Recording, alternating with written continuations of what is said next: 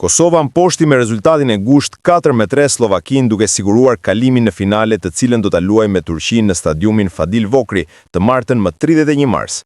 Skuadra e Franco Fodës ishte në mbrëmjen e saj më të mirë, duke ja dalë të kthejë rezultatin pas golit të parë të slovakëve, ku shënuan plot 4 herë për t'i futur të dridhurat kundërshtarit në shtëpinë e tyre.